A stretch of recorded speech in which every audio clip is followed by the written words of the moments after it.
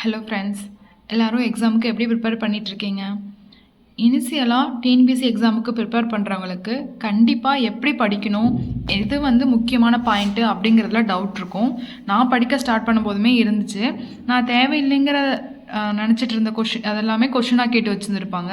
அதில் சின்ன சின்ன சேஞ்சஸ் கொடுத்து அது சரியாக தவறாக அந்த மாதிரி கேட்டிருக்கும்போது கன்ஃபியூஸ் ஆகிடும். நமக்கு எல்லாமே கரெக்டாக மாதிரி தோணும், ஆனால் எது தப்புனே நமக்கு கண்டுபிடிக்க முடியாது. ஸோ அப்படி இருக்கவங்களுக்காக ஒரு லெசன் நான் டிஸ்கஸ் பண்ணலான்னு இருக்கேன். நான் படிச்சுட்டு இருக்கும்போது தான் எனக்கும் தோணுச்சு, இந்த மாதிரி இம்பார்ட்டன்ஸ்லாம் தெரியாமல் நிறைய பேர் விட்டுருவாங்க. அப்போது அவங்களுக்கு இந்த மாதிரி நம்ம நோட் பண்ணி காமிச்சோம்னா நெக்ஸ்ட் டைம் படிக்கும்போது எது இம்பார்ட்டன்ட் தெரியும்ல அப்படின்னு சொல்லிட்டு இன்றைக்கி நான் ஒரு லெசனை உங்களுக்காக நான் ரீட் பண்ணி காட்டுறேன். இது 7th தமிழில் இருக்கும் இல்லையா, கண்ணியமிகு தலைவர்னு சொல்லிட்டு அந்த லெசன் பார்ப்போம். இந்த மாதிரி நிறைய லெசன்ஸ் இருக்குது. இன்றைக்கி நான் இந்த லெசன் நம்ம பார்ப்போம். இதில் ஏதாவது உங்களுக்கு டவுட் இருக்குது, இல்லை இதை விட கிளாரிட்டியாக ஏதாவது உங்களுக்கு வேணும் அப்படின்னா கமெண்ட் பண்ணுங்கள். நம்ம நெக்ஸ்ட் லெசனில் நம்ம எப்படி படிக்கணும், எது இம்பார்ட்டன்ட் அப்படிங்கிறத நம்ம தெரிஞ்சுக்கலாம். இப்போ இந்த லெசன் பார்த்திங்கன்னா கரெக்டாக எத்தனை பேஜ் இருக்குன்னா, கரெக்டாக 2 பேஜ் இருக்குங்க. 2 பேஜ் ஃபுல்லாக படித்து ஒவ்வொரு டைமும் படிக்கணும்னா தேவையே இல்லை. ஃபஸ்ட் டைம் படிக்கும்போதே பார்த்துக்கோங்க. இதில் இந்த பேராகிராஃப்லேயே ரொம்ப முக்கியமானது இந்த 2 லைன் மட்டும்தான். எளிமை, நேர்மை, உழைப்பு, பொறுமை, நாட்டுப்பற்று இது எல்லாமே இருக்கக்கூடிய தலைவர் யாருன்னு கேட்டாங்கன்னா அவர் தான் கண்ணியமிகு அப்படின்னு சொல்லி அழைக்கப்படுறவர். ஓகேவா? இவருக்கு என்னென்ன பேர் சொல்கிறாங்கன்னு பார்த்துக்கோங்க. எளிமை, நேர்மை, உழைப்பு, பொறுமை, நாட்டுப்பற்று. ஓகே, அதுக்கடுத்து பாருங்கள். இதெல்லாமே ரீட் பண்ணிவிட்டு இது மட்டும்தான் முக்கியம். ஆனால் காந்தியடிகள் ஒத்துழையாமை இயக்கத்தில் அப்போதைக்கு தலைவராக இருந்தவர் யாருன்னா காந்தியடிகள் மட்டும்தான். அதுக்கப்புறம் அப்போ இந்த கண்ணியமிகு தலைவர் எங்கே படிச்சுட்டு இருந்தார் பார்த்தீங்கன்னா, திருச்சி துயவளனார் கல்லூரியில் படிச்சுட்டு இருந்தார். இவர் எதுக்காக படிப்பை விட்டார் அப்படின்னா, இந்த ஒத்துழைமை இயக்கத்தில் எல்லாரையுமே கலந்துக்க சொல்லியிருக்காரு காந்தி. அதுக்காக நம்ம நாட்டுப்பற்று மிக்கவராக திகழ்ந்தனால நம்ம படிப்பை பாதிலேயே விட்டுட்டு ஒத்துழையாமை இயக்கத்துக்கு ஜாயின் பண்ணியிருப்பார். இந்த ஸ்டோரி இதை படிச்சிங்கன்னா நமக்கு தெரியும். எனக்கு போட்டிருக்காங்க பாருங்க. கல்வியை விட நாட்டின் விடுதலையே மேலானது என எண்ணி ஒத்துழையாமை இயக்கத்தில் கலந்து கொண்டவர் யார்? அந்த மாதிரி கொஸ்டின் கேட்பாங்க. இல்லை திருச்சியில் இவர் எங்கே படித்தாருன்னு சொல்லிட்டு 4 டிஸ்ட்ரிக்ட் வேறு பேர் கொடுக்கலாம். இல்லை காலேஜ் நேம் இந்த மாதிரி மாற்றி கொடுக்கலாம். ஒத்துழையாமை இயக்கத்தின் தலைவராக இவர் இருந்தாருன்னு சொல்லலாம், ஆனால் இவர் கிடையாது, காந்தியடிகள். அந்த மாதிரி கொஞ்சம் சேஞ்சஸ் வரும். அதுக்கடுத்து எளிமையின் சிகரம், இந்த ஹெட்டிங்கும் ரொம்ப முக்கியங்க. எளிமையின் சிகரம் அப்படின்னு கொடுத்துருக்காங்க. எளிமையின் சிகரம்னா யாரை திகழ்ந்தாங்க அப்படின்னு சொல்லி கேட்கலாம். அரசியல் தலைவராக இவர் அரசியல் தலைவராகவும் இருந்திருக்காரு. இவர் மேக்ஸிமம் பொது போக்குவரத்து தான் அதிகமாக பயன்படுத்துவாராம். இந்த சரியா தவறலாம் கொடுத்துட்டு கண்ணியமிகு தலைவர் கைதை மில்லத்துன்னு கொடுத்துட்டு இந்த மாதிரி மாற்றி கொடுத்துக்கலாம். அவருக்குன்னு தனியாக நமக்கு வண்டி கொடுத்தாங்க, அதுதான் இவர் யூஸ் பண்ணார். ஒரு மகிழ் கொடுத்தாங்க, அதுதான் அவர் யூஸ் பண்ணாருன்னு சொல்லலாம். ஆனால் தப்பு. அவர் மேக்ஸிமம் பொது போக்குவரத்து தான் பயன்படுத்த விரும்பினார். அவருக்கு கொடுத்ததையுமே அவர் யூஸ் பண்ணாமல் அவர் ஆரம்பித்த கல்லூரிக்கு கொடையாக வழங்கிட்டாராமா. இதெல்லாம் போட்டிருப்பாங்க.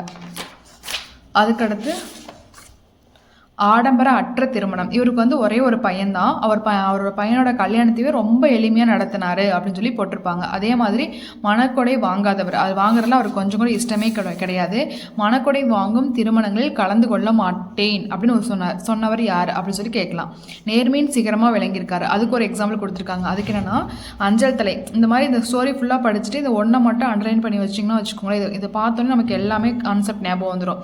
இவர் ஒரு லெட்டர் எழுதி கொடுத்து இதை கொண்டு போய் போஸ்ட் ஆஃபீஸில் அஞ்சல் தலை இருக்கும் இல்லையா, அந்த ஒட்டி போட்டுருங்கன்னு கிட்ட சொன்னதுக்கு நம்ம அலுவலகத்துலேயே அஞ்சல் தலை இருக்குல்ல அப்படின்னு சொன்னாங்களாமா. இல்லை வேண்டாம், அவங்க அங்கே போய் வாங்கி ஒட்டுங்க அப்படின்னு சொல்லியிருக்காரு.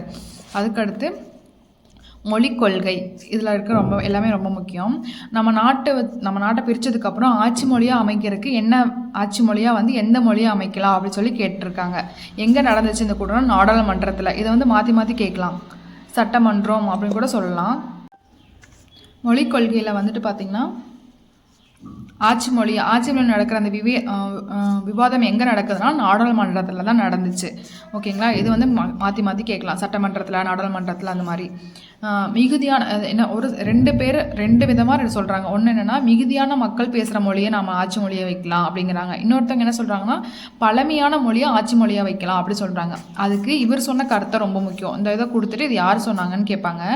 பழமையான மொழியை ஒன்றைத்தான் ஆட்சி மொழி ஆக்க வேண்டும் என்றால் அது தமிழ் மொழி தான் என்று நான் உறுதியாக சொல்வேன். இன்னமும் விரிவாக சொல்ல வேண்டும் என்றால் திராவிட மொழிதான் இந்த மண்ணிலே முதலாக பேசப்பட்ட மொழிகள். இவற்றில் மிகவும் இலக்கிய செறிவு கொண்ட தமிழ் மொழிதான் மிக பழமையான மொழி. எனவே தமிழ் மொழியை நாட்டின் ஆட்சி மொழியாக அறிவிக்க வேண்டும். இன்னும் இந்த கூற்றை கூறியவர் யார்? அந்த மாதிரி கேட்கலாம். ஓகேவா. நாட்டுப்பற்று மிக்கவர் எப்படி சொல்கிறாங்க அப்படின்னா, இந்தியாவுக்கும் சீனாவுக்கும் 1962 போர் நடந்தப்போ நமக்கு இருக்கிற ஒரே பையன் தெரிஞ்சுமே போருக்கு அனுப்புகிறேன் அப்படின்னு சொல்லிட்டு ஜவஹர்லால் நேருக்கு ஒரு கடிதம் எழுதியிருப்பார். அப்பயே முதன்மை அமைச்சராக இருந்தவர் யாருன்னா ஜவஹர்லால் நேரு. இது வந்து மாற்றி கேட்கலாங்க.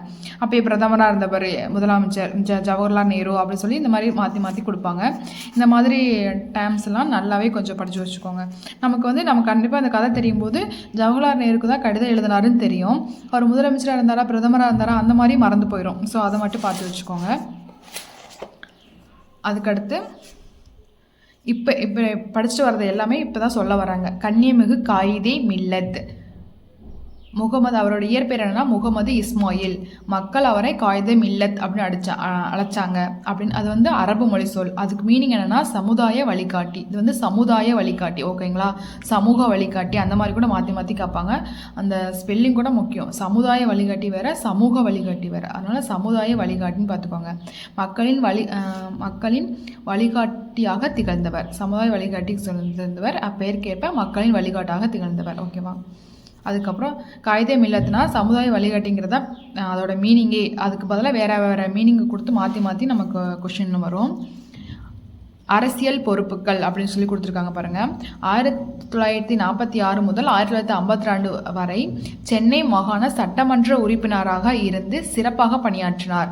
சென்னை மாகாண சட்டமன்ற உறுப்பினர், இது பார்த்துக்கோங்க நல்லா, சட்டமன்ற உறுப்பினர். அதுக்கப்புறம் இந்திய அரசியலமைப்பு உருவாக்க குழு உறுப்பினராக பணியாற்றினார். அதில் வந்து உறுப்பினர் தான், தலைவர்னு சொல்லி கூட கொடுப்பாங்க, மாற்றி மாற்றி கொடுப்பாங்க. இந்த மாதிரி வார்த்தையெல்லாம் நல்லா தெளிவாக பார்த்துக்கோங்க. இந்திய விடுதலை பெற்ற பின் மாநிலங்களவை உறுப்பினர், மக்களவை உறுப்பினர் என பல பொறுப்புகளில் இருந்து மக்களுக்காக தொண்டு செய்தார். ஓகேவா.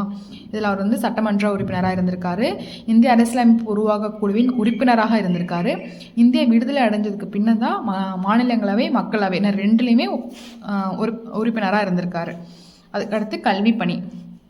கல்வி மிகுந்திடில் கழித்திடும் மடமை எனும் முதுமொழி. இது வந்து முதுமொழிக்கு ஏற்ப, முதுமொழி வேற பழமொழி வேற. ஓகே. அதுக்கடுத்து இவர் வந்து 2 காலேஜ் ஆரம்பிச்சிருக்காரு. திருச்சியில் ஒன்று, கேரளாவில் ஒன்று. ஓகேவா. திருச்சி தமிழ்நாட்டில் இருக்குது, கேரளாவில் இருக்குது. இது வேறு ஸ்டேட், 2 ஸ்டேட்டில் ஆரம்பிச்சிருக்காரு.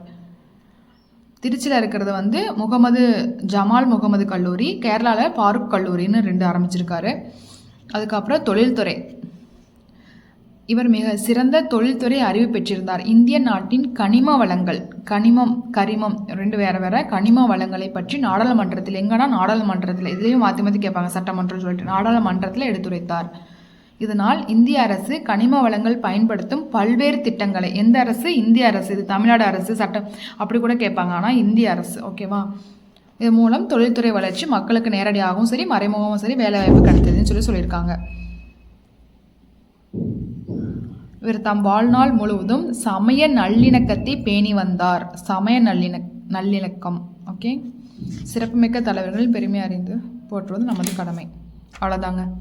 ஒரு லெசன் எடுத்தோன்னா இந்த மாதிரி தான் படிக்கணும். நெக்ஸ்ட் டைம் பார்த்தீங்கன்னா இப்படி பார்த்துட்டு வந்தீங்கனாலே உங்களுக்கு வந்து ஸ்டோரி இல்லாமல் ஞாபகம் வந்துடும். இப்போ காந்தியடிகள் ஒத்துழையாமை இயக்கம், திருச்சி தூயவளர் கல்லூரி, கல்வியை விட நாட்டின் விடுதலை மேலானது, இந்த மாதிரி படித்தாலே நமக்கு ஃபுல் ஸ்டோரி ஞாபகம் வந்துடும். எளிமையின் சீக்கிரம்னா என்ன சொன்னார் ஹெட்டிங் பார்த்தாலும் உங்களுக்கு ஞாபகம் வந்துடும். நெக்ஸ்ட் டைம் வந்ததுன்னா ஆடம்பர அற்ற திருமணம், நேர்மை, இந்த ஆடம்பர திருமணம் இந்த மாதிரி பார்த்தோன்னே ஞாபகம் வரணும் இந்த ஸ்டோரி அப்படின்னா பக்கத்தில் ஒரு அண்டர்லைன் பண்ணி மகன் அப்படின்னு போட்டு வச்சுக்கோங்க. அப்போ இவருக்கு ஒரே மகன் இருந்துச்சு, அது கல்யாணம் எளிமையாக நடத்தினாரா அந்த மாதிரி இருந்திருக்கும். நேர்மைனா அஞ்சல் தரைன்னு போட்டு எழுதி வச்சுக்கிட்டிங்கன்னா அதை பார்த்தோன்னே ஞாபகம் வந்துடும் நமக்கு. ஓகேவா. ஒரு 2-3 டைம் அந்த மாதிரி படிச்சுட்டு நம்ம பார்த்தாலே நமக்கு நெக்ஸ்ட் டைம் ரிவிஷன் பண்ணும்போது ரொம்ப ஈஸியாக இருக்கும். இது வந்து எந்த அளவுக்கு உங்களுக்கு யூஸ்ஃபுல்லாக இருந்துச்சுன்னு சொல்லுங்கள். வேறு ஏதாவது லெசனில் இந்த மாதிரி டவுட் இருந்தால் கூட அந்த லெசன் சொல்லுங்கள். நம்ம அந்த மாதிரி படிச்சுட்டு நம்ம டிஸ்கஸ் பண்ணி பார்க்கலாம். தேங்க்யூ. இந்த வீடியோ யூஸ்ஃபுல்லாக இருக்கும்னு நினைக்கிறேன். நெக்ஸ்ட் வீடியோவில் மீட் பண்ணுறேன். பாய்.